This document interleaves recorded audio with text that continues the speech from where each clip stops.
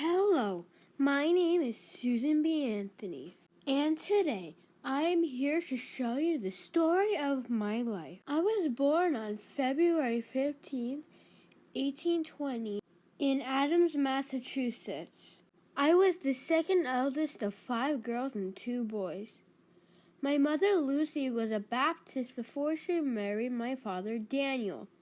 Daniel was a Quaker. When I was 6, my family moved to Bentonville, New York, where my father opened a humble little mill. I started to learn how unfairly women were treated. Girls weren't even taught long division like the boys at my school.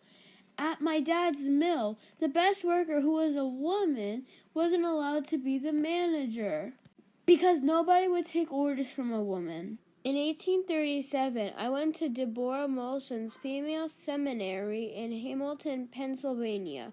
But I had to come home because in that same year, there was an economic depression that wiped out my father's mill. We had to sell everything we owned. When I was older, I became a teacher at a boarding school. At the time, teaching was one of the only jobs a woman could get. One day, my sister Guelma married the son of a local judge, Aaron. After that, she stopped sending letters. I was worried for her.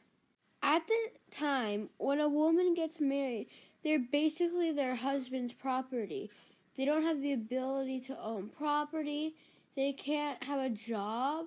They can't sign legal documents or even get a divorce. Eventually, I decided to move to Canajoharie to teach. I moved in with my Uncle Joshua and then later on my cousin Margaret.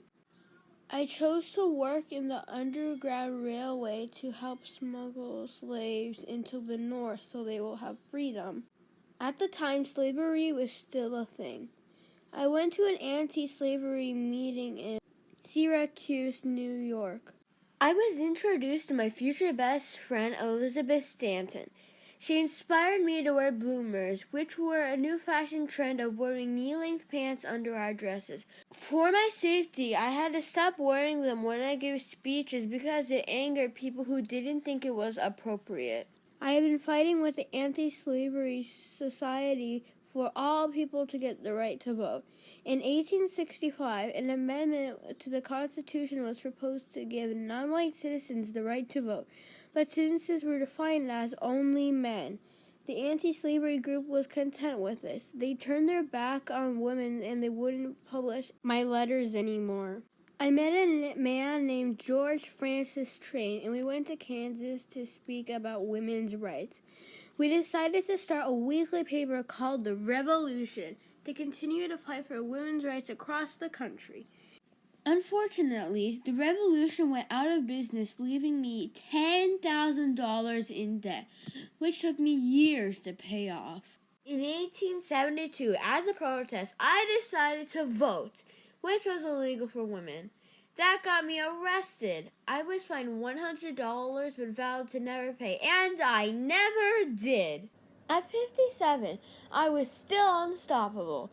For the next 5 years, I would travel from state to state and to Washington, D.C. each year campaigning for women's suffrage.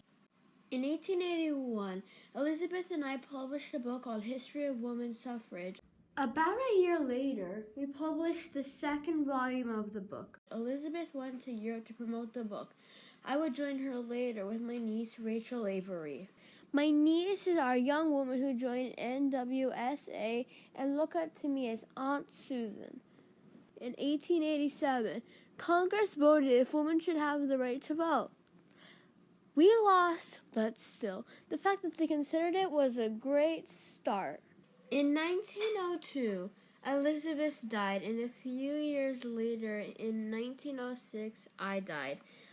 I never got to see women get the right to vote, but I know without people like me and Elizabeth, they would have never gotten to. This concludes the story of my life. I lived a long one and took my time to enjoy it. I am appreciative that everybody gets the same education, the same pay, and the same opportunities in their lives.